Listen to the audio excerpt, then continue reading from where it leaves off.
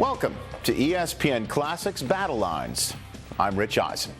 It was all so perfect, the perfect shot for the perfect ending to the perfect game. You see it still in your memory bank. The long, long pass, the turnaround jumper that kisses Cotton, and Duke beats Kentucky for the 1992 national championship. Except that they didn't. Oh, Duke won, but it wasn't for the national championship, and it wasn't even in the Final Four.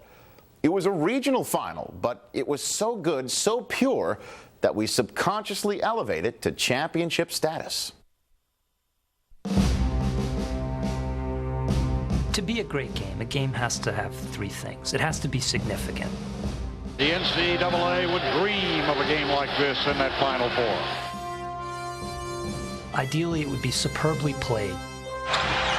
Thomas Hill, yes! And then it has to have drama. How did he find the courage to take that kind of shot? And this game met each of those criteria. It's like this flower blooming right in front of you. You could just sort of see it happening. And every layer of the game seemed to be more astonishing than the other. People just made unbelievable offensive plays, and it was great to watch. It just went back and forth. Helfrey for three. Duke in transition. Laettner. All I've been liking it to is just musical chairs. That music's going to stop, and then whoever's got the chair, that's the end of the story. Here's Hurley. It was one brilliant play after another, but it was one brilliant coaching move after another, too. It was some of the most incredible basketball that's ever been played. It was Muhammad Ali versus Frazier. And who's going to win the fight? You don't know until the referee renders the decision. Neil Brown. I've seen a lot of basketball games, and of all the pros, college, high school, Olympics, down to the playground, I think this was the greatest basketball game ever. The stakes were high. Both teams played at a high level, and it came down to some heroics there at the end. It was one of those moments in your career where you're thinking, boy, am I glad I'm here tonight. It was every emotion that you could possibly imagine kind of boiled down and rinsed over human beings. You can never thank those kids enough for that 45 minutes. It was something that'll affect you forever. I kept a nice flip card score sheet that day, had it, and I immediately turned it over and wrote on the back, greatest college game ever. Many years later, I am firmer in my conviction that that was the greatest college basketball game of all time. Duke was already royalty when it met Kentucky in the 1992 East Regional Final. Not only were the Blue Devils defending national champions, they had won 31 of 33 games. Duke's trying to get into the Final Four for the fifth straight time. They were quite familiar faces to the American sporting public. There was a whole generation of kids who thought Duke was supposed to be in the Final Four. They almost viewed as rock stars. Springsteen didn't have any eligibility in college, but Laettner and Hurley did, and every time they went to an arena, it was wildness. I can remember them doing a shoot-around, and there's 12,000 people watching them shoot jump shots and run wind sprints, and they're screaming and hollering. There were literally hundreds of screaming girls coming to see Laettner. He was the lead singer, and I played the bass, and you had Bobby on the keyboards and Brian on the drums. We couldn't get out of buildings. One time we had to take Hurley in a bag, an equipment bag, and put him on the bus. It was cool, and it was a lot of fun. It made basketball fun. Duke not only had game, it had attitude. Any team that has enjoyed that kind of success is going to have a certain arrogance, but Duke, I think, enjoyed being arrogant. That team, when you watch them play, they had an almost utter disdain for their opponent. People kind of were negative toward us. We stuck our chest out a little further and said, okay, let's go. That team wanted to win another national championship. You don't do that without some arrogance. If there was one lightning rod for people's feelings about Duke, it was Christian Laettner. I mean, he was a guy who just wanted to lord it over you, got in your face, got in his teammates' faces. And if you got easily offended as a teammate, you were in trouble. Laettner was hard on the younger guys. It wasn't like they were the Waltons kind of playing out there, good night, John Boy, good night, Christian, good night, Grant. You know, there were times they didn't get along. He was cocky, he was arrogant. He thought he was the best thing in the world, thought he looked better than everybody. I don't think that he probably minds anybody thinking that he was ever a jerk, because Laettner realized that anger can sometimes motivate people. Anytime you're doing well, reaching your goals, I think it's normal for a little arrogance to creep in. He had his own temperament and his own sometimes surly personality, and Krzyzewski knew how to take it and harness it. Christian had a fire, and I was the landlord of an apartment building. You can either use the fire to heat the building or to burn it down. Christian's fire heated our building to the highest level. Kentucky knew how Duke felt. After all, the Wildcats had been the first college basketball dynasty, but now they were trying to recover from a wrenching scandal. We're the butt of jokes. People think we don't wear shoes and we don't have teeth and that we're not educated. But we've always had this one thing that we're better at than anybody. This program won 5 national championships. It won 36 SEC titles. But going into 1989, the program went on probation and almost suffered the death penalty for some severe recruiting violations. The Bills and Mills affair, you have $1,000 sitting there going to Chris Mills from the University of Kentucky basketball office. And the other charge was academic fraud. That was another charge that Kentucky was found guilty of. Knocked out of the postseason for 2 years off television, couldn't even play in the conference tournament, couldn't win the conference championship. All the players that the fans perceived as the good players were gone. So for the team to be on probation, to be knocked out for whatever reason, not eligible for championships, it's devastating for a basketball-loving state. Rick Pitino was hired to coach Kentucky on June 1st, 1989 with an unmistakable mandate: restore the dynasty. Here you have what I call the Roman Empire of college basketball. Rome has burned. The Sports Illustrated article with the caption "Shame" was the way the NCAA looked at it and said, it'll happen no longer. Sanctions, probation, all the good players transferring. You're left with the slow, short ones. You have to rebuild the Roman Empire the right way with great integrity. Leadership starts the man on top and it becomes contagious. Rick Pitino, he had them believe. He had them have a sense of pride. He was a teacher. He was a motivator. Pitino told us these were guys he probably never would have recruited. Guys like Richie Farmer and John Pelfrey and Darren Feldhouse and Sean Wist. And they ate it up. They wanted somebody to lead them and make them believe in things, and Rick was perfect for that. I wanted to try to bring the place and the program that I loved, that I grew up loving. I wanted to try to help them rebuild and come back to where they belong. It became a badge of honor for us in terms of our mindset. We did not want to be remembered as the guys who were there when Kentucky wasn't very good. Nobody expected this team to do what they ended up doing. They said, here are guys that are too small, they don't have enough talent. Nobody measured these guys' heart.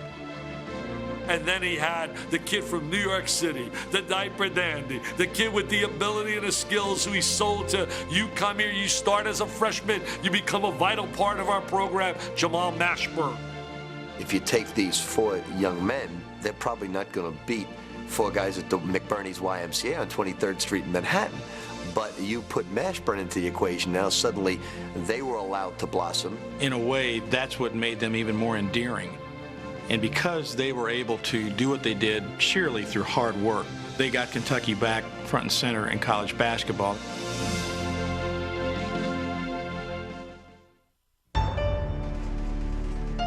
March 28, 1992, the East Regional Final at the Spectrum in Philadelphia. Duke was trying to get to the Final Four for the 6th time in 7 years. A place the 29-6 Kentucky Wildcats hadn't been to since 1984. Now here we are in Philadelphia getting a chance to play Duke to go to the Final Four. Duke had won the national title. They had rolled through the entire year. They were ranked #1 every week of the year. They were completely invincible to everybody's mind. This was a very, very veteran team, and this was a team that expected to win. Oh, we were so confident.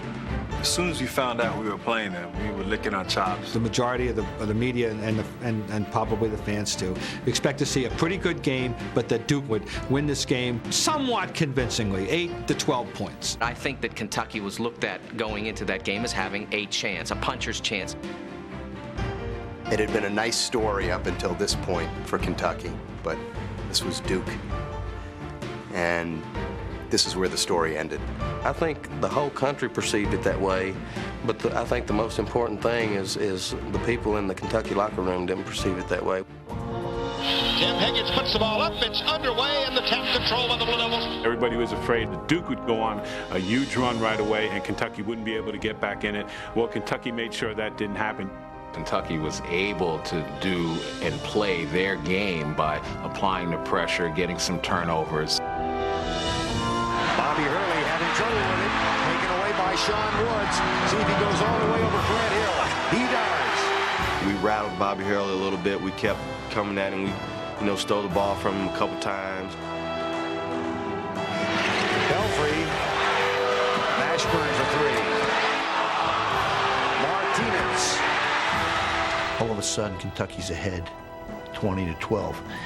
They were letting it all hang out. To have that kind of success early, I think, sent a message that we're going to be right here all night. I don't think there was tension on the bench as much as there was attention. I think they had everybody's attention. Okay, they made a run. It's our turn to make our run. It was a question of who these guys think they are. We're Duke. They're not. After the first 10 minutes, Duke remembered who it was, and by halftime it opened a 50-45 lead. 7 minutes into the second half, Duke's advantage had grown to 9. Hurley. Yes. Out of ground on the left side, dashing down inside. Back to Laettner from the corner. 3! That was when things started to look as though Duke was going to get a comfortable ride into another Final Four. That year when Duke got a lead, I felt pretty good. I thought we had them put away. I thought it was over because you got to remember that Kentucky team had overachieved already to that point. And it was hard to imagine a Duke team that was as good as this team, as experienced as they were, giving that back. Laettner fakes a 3, drives down inside, feeds it back to Hurley for 3. Yes! Bobby Hurley drills his second 3 in the half, and the Blue Devils go out front by 12 points at 67 to 55. And here comes a timeout, Kentucky. Hurley had a big three-point shot, and my heart sunk. And I thought, that's it. It's over. We're done. That's when Coach said we had to try to put them away. You know that they're going to come at you at their hardest at that time. And if you can beat them at that point, then you break them. I told them at this point, now is our time to make our run. They're ready to let us have our run. And I believe that They're down 12. He has the chutzpah to tell them that we got him right where we want him. But that's the philosophy that his programs have played with, that 12 points is not the mountain that you have to climb that it used to be. Full court pressure and shoot the threes was it. He brought a lot of that philosophy into that gym down there and challenged guys. We knew that if we stayed with our game plan and kept doing the things that we've been doing all year long and for the last 2 or 3 years, that we could give them trouble. You'll have that 16-2 run, you'll have that 14-0 run, and you'll be back in the game. And we had done it over and over and over. We didn't have a fear of failure, and that's one thing Coach Pitino is good about. Don't be afraid to fail and let everything take care of itself. They were tougher than we were, and there was a huge play by Mashburn. Mashburn was a star for that period. Mashburn for 3. Yes! Huge basket. And they've got another turnover for I felt unstoppable pretty much, had a lot of confidence. That was the only game that year where I can remember thinking, they just can't guard this guy. Mashburn was the key to the game, and we knew that coming into the game, and that's why we were pissed off, because we realized that Mashburn was the only person that could actually beat us. I think it did kind of rock Duke back on its heels. Just when you're getting ready to say, well, it was a nice run, it was a nice season, it was a nice career for these guys, then all of a sudden they're right back in it. You could see that they had this renewed vigor, that they really were going after it more so than they had up until then. I think you started to feel a real electricity in the place at that point, that this was going to be a game Duke was really going to have to fight to win.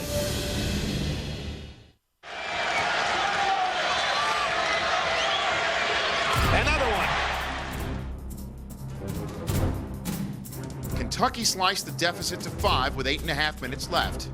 That was a point in the game when Duke's opponents usually crumbled, but the Wildcats were playing free and loose. They realized that we weren't going anywhere, and that was frustrating.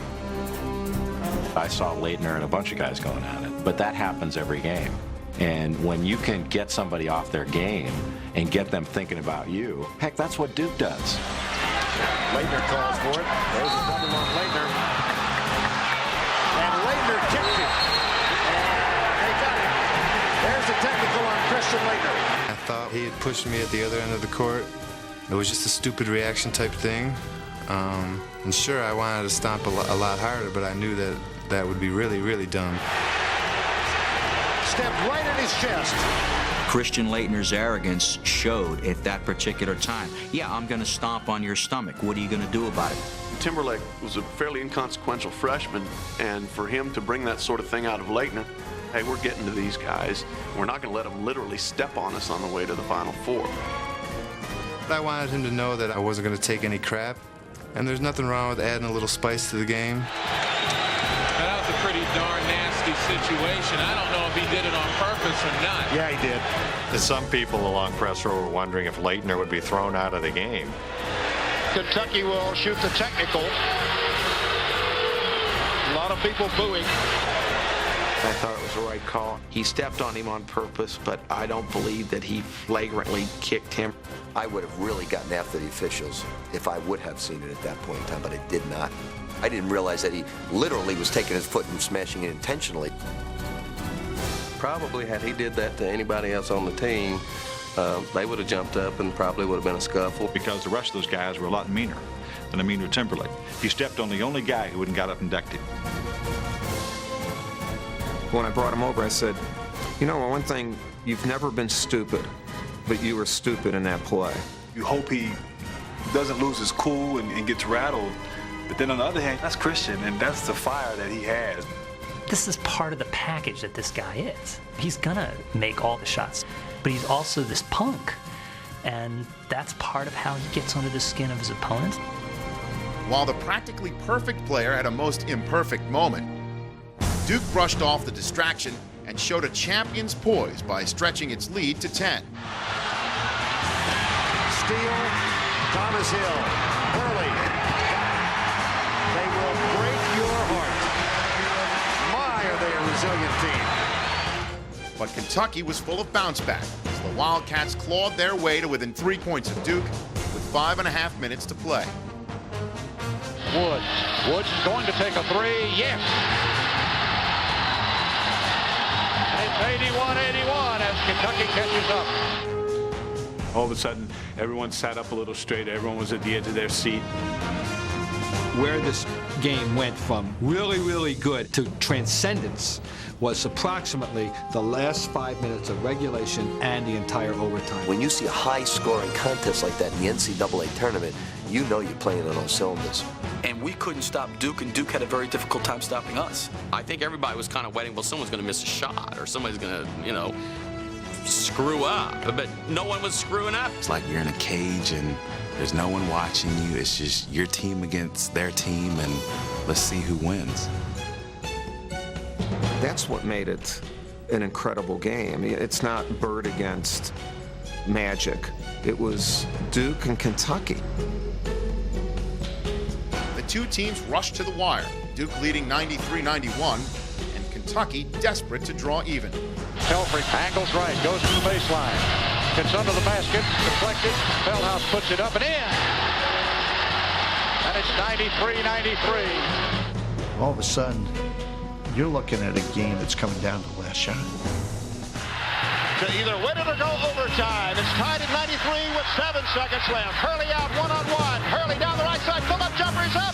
It will not go down. And rebounds. We got overtime. If you've ever seen a 15-round fight and you didn't know who was going to win this fight, that was the beauty of this game. No question it was a draw. And 5 more minutes was only right. Do either of these teams have 5 minutes more left in them? And what's going to happen now? I think everybody was just completely shocked that it had gotten to that point. We may be going to the Final Four. And now it becomes a belief, and it's the first time that thought process ever entered your mind. Duke couldn't take them out with their defensive pressure. Duke couldn't take it out with their arrogance. Duke's really in trouble. And that, to me, heightened the drama because it was so unexpected. This is our time. This is our tournament. This is our destiny. And these guys are trying to take it away from us.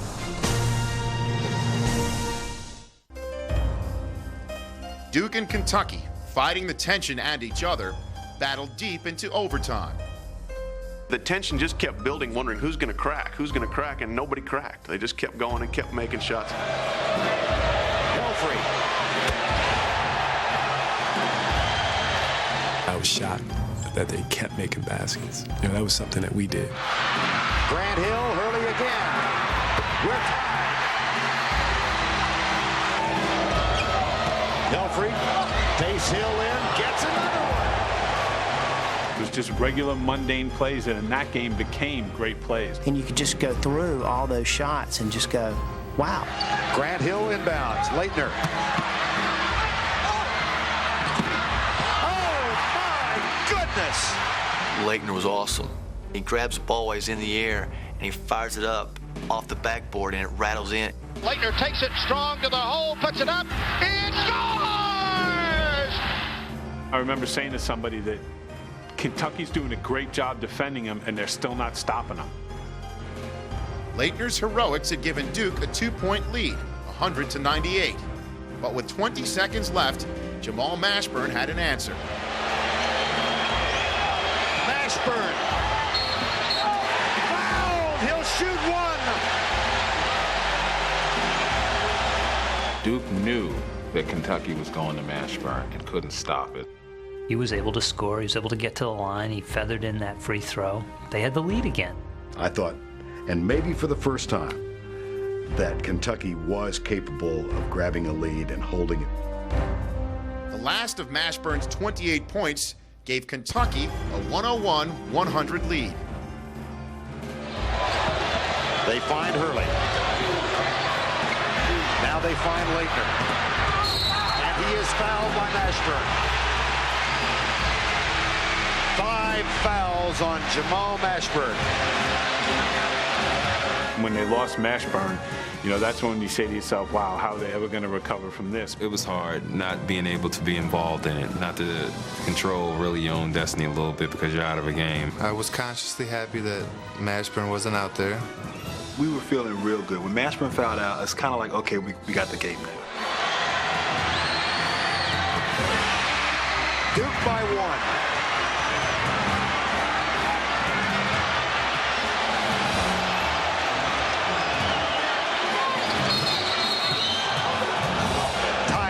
Kentucky.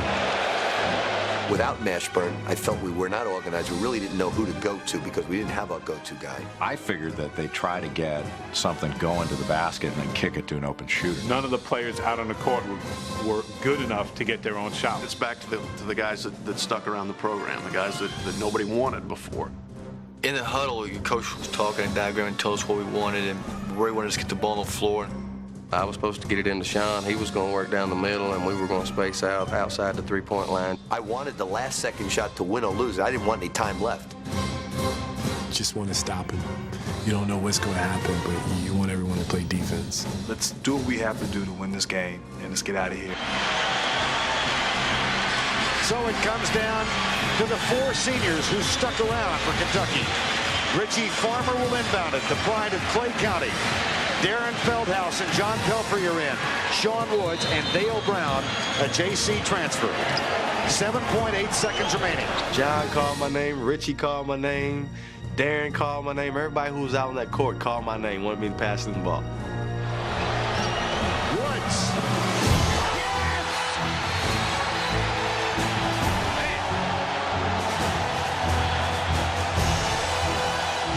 My heart was in my throat. I couldn't believe that he was doing that. As he's taking it, you're saying, no! No, but yeah. You know what I mean? Oh, when it went in, it was the greatest thing. Here he goes down in the paint. His shot is up. Good! 2 seconds. Sean Wood. And I can just remember jumping up and down and thinking, you know, we've done it. I just knew that we were up with 2.1 seconds to go, and we were going to win this basketball game. How did he find the courage to take that time and shot? You know, it went in, okay? But that was a terrible shot. I black out for a split second. I couldn't believe he hit that shot. It hit me that there's a possibility that we could lose this game. Here we are, #1, favorite to win a championship, and we lose our chance because of this shot right here. I was stunned. Everybody's in total disbelief because they thought Kentucky had done it, thought Kentucky had won. To beat the #1 team in the country, is that what it's going to take? Sean Woods had hit an incredible shot to cap an incredible story and at the same time bring down Duke's dynasty. What else can possibly happen that hasn't happened already? They're just waiting for the king to die. Duke's going down. My wife is sitting next to this blue-haired old Kentucky grandmother who taps my wife on the head. Don't worry, dear, nothing can happen in 2.1 seconds.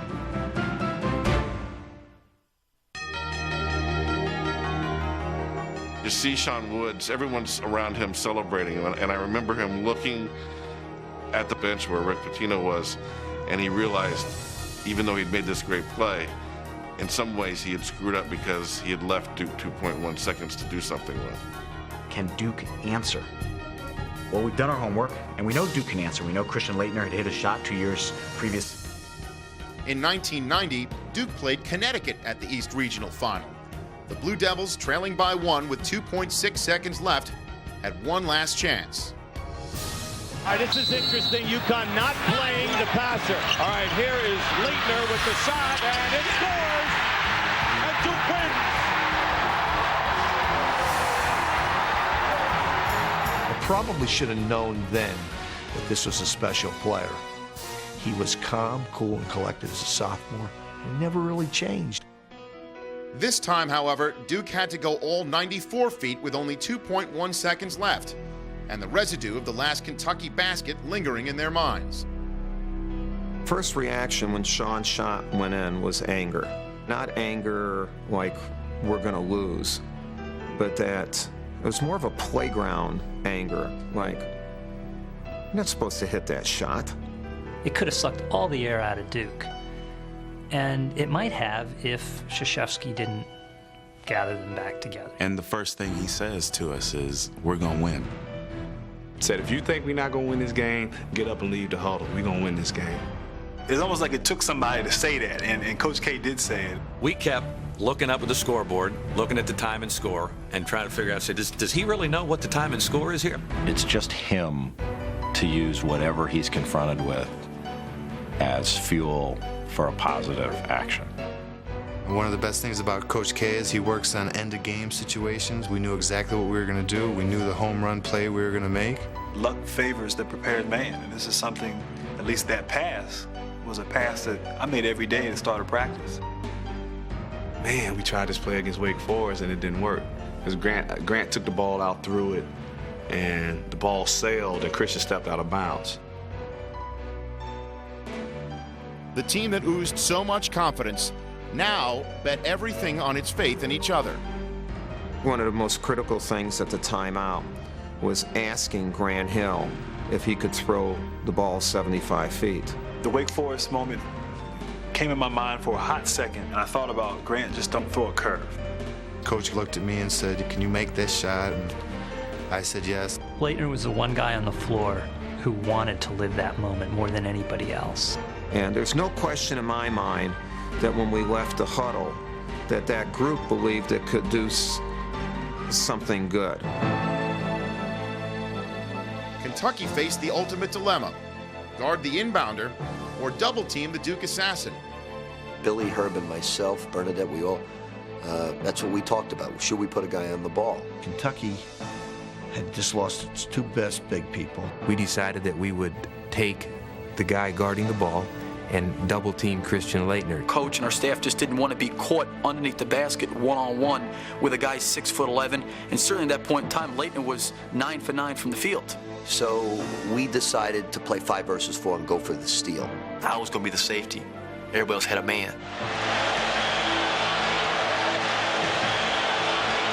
Lenny and I both looked at the Kentucky defense, which was set, and we thought, they're not going to guard the inbound pass? So when I came out and saw that, I was like, oh, okay, this is easy. I can just take my time and throw it right to where Christian's supposed to be. I was thinking, I hope Grant makes a good pass this time. I hope he doesn't throw a curveball. And then after that, you have to be aggressive and go get it.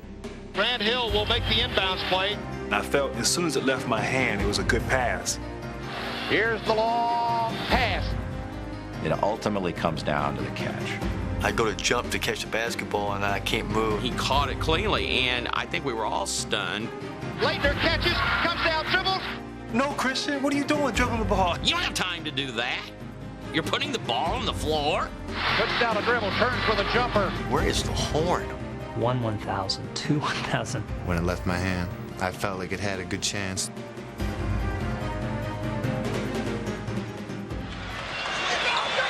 There's the pass to Laettner.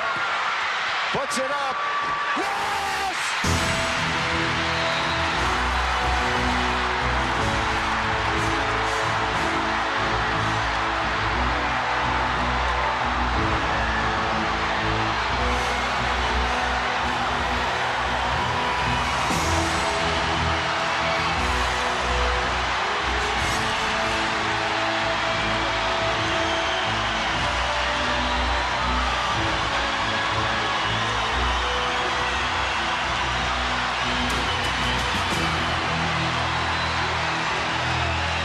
The first thing I thought once the ball went through the net was, I can't believe God let me make another buzzer beater shot. Shoots! Score! That was kind of vintage Laettner. When everybody wanted to hug him, he wanted to run away. Christian Laettner has hit the bucket at the buzzer! Imagine being able to tell people that I sent my team to a Final Four with a last-second buzzer beater to end a great game. He got to do it twice. That's a credit to him. I mean, it was unbelievable play, and I'm just glad I had a little part in it. And Duke wins it 104 to 103. That is why they're number 1. You didn't want to say, gee, did you see that? Well, of course you just saw that. That's when all this emotion from a whole evening of intensity just began to flow. My legs just went right from under me. I just fall straight to the floor, face down. I just kind of fell to the floor and, realized that my basketball career pretty much was over. And Mike Krzyzewski was such a class act after that. And he looked out on the court and he saw Richie Farmer sprawled face down. Krzyzewski says to himself, I feel guilty for having caused all this despair. And he went and consoled Richie. He said, you guys are not losers. He said, keep your head up because tonight there were no losers. There was an appreciation, a deep appreciation of what that Kentucky team had done. Then Krzyzewski sought to console an entire congregation. He came over and he asked for my headphones because it was the last game of Kaywood Ledford, who had been there for 40 years. From Philadelphia, this is Kaywood Ledford saying goodbye. Well, here's Coach Mike Krzyzewski. Great game, Mike. My respect for their team and their kids was at the ultimate level. I wanted to seek you guys out because all the Kentucky fans would be listening, and just to say how much empathy we have as a staff and team for the Kentucky kids. They were absolutely sensational. And I thought that showed a lot of class, and Coach K is very well respected in the state of Kentucky for that, and will always be remembered for that. I learned so much from him, not only how to be a winner and a loser, but how to be gracious at that moment. Pitino himself was left with the daunting task of comforting his distraught players. I'd like to. We can look. I can't talk. We were out of it. In no shape or form, not one thing could anybody say to us was going to make us feel better about just what happened. Man, tears just ran down our eyes, because You know, you work so hard for something for one thing, to gain respect. This was the quietest, most devastated room that I'd ever been in. There were grown men sitting there just crying, sobbing, crying. And Rick couldn't get him to stop. And finally, he pulled out a magazine cover from Sports Illustrated in 1989. They said, look, we've come from this moment of Kentucky shame to the mountaintop. I told the guys, don't let 2 seconds determine your basketball life, because it's worth a lot more than that. And I said, if you don't think that you arrived at the mountaintop, you don't realize how much you put in to get there.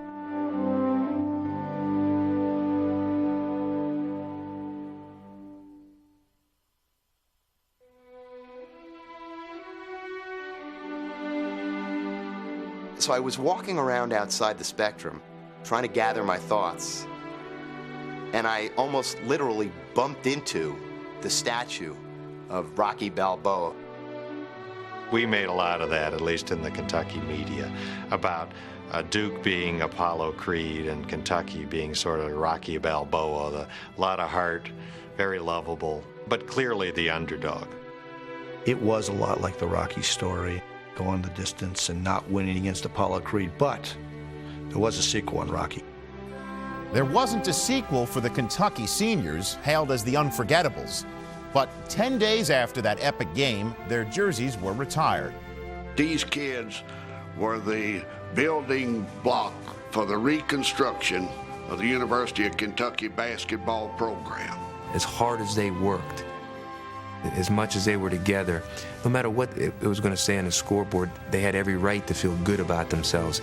They sort of symbolized what all the good things about Kentucky basketball stood for. It was a very, very special moment, and the four guys were absolutely shocked, and I think they still are. I had dreams when I was a kid of being the most valuable player of the team, but I did not even dare dream about having my jersey retired. Normally, people who get their jerseys retired were first-team All-Americans, all-time leading scorers, but never once has a team been recognized for their accomplishments. But even immortality brought only small comfort. It was a tough thing. It really was to be able to handle and deal with that. But you know what? That's what athletics is all about, is handling adversity. That's what life is, because life's not a bed of roses. Everybody's got their ups and downs. Everybody's got a sad story. Just so happens that mine's shown on ESPN a little bit more often than everybody else's. Felt sorry for Richie and all those guys and Pelfrey, because I know that they could have left and walked after probation, and they stuck it out. This is one case where the sum was greater than the parts. Together, they gave back Kentucky its respect. While Kentucky celebrated the Unforgettables, Duke weaved its own indelible moment, overpowering Michigan to retain its national championship. Duke goes in, they beat the Fab Five in the championship game, but the only thing people really remember about the '92 tournament was that game and Christian Laettner's perfect performance. Heck, I can barely remember what happened at the Final Four. It all happened right there at the Eastern Regional Final. We won 2 championships, but nothing was quite like that moment when Christian hit that shot. Christian Laettner had one of the greatest performances I've ever seen in an NCAA tournament game. I mean, you can't be more perfect than perfect. It's a great feeling. I've never let it fade away. Whenever people want to talk about it, I don't mind.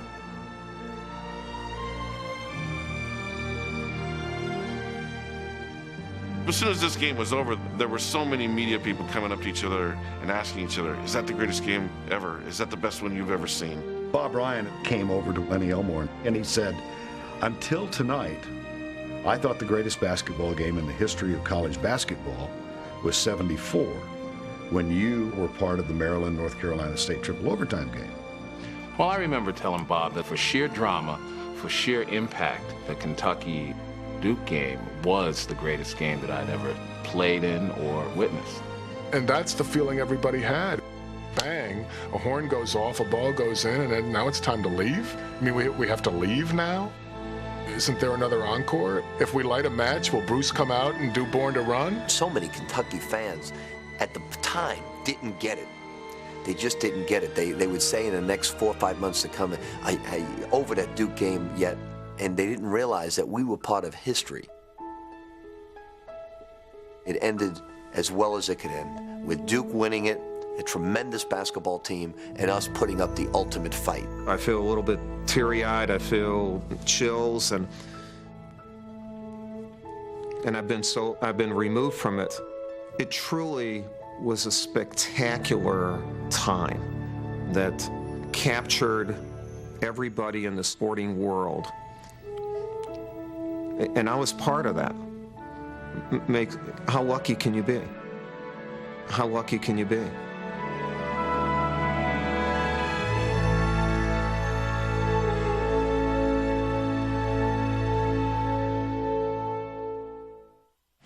In the perfect game, Christian Laettner was a perfect 10, twice.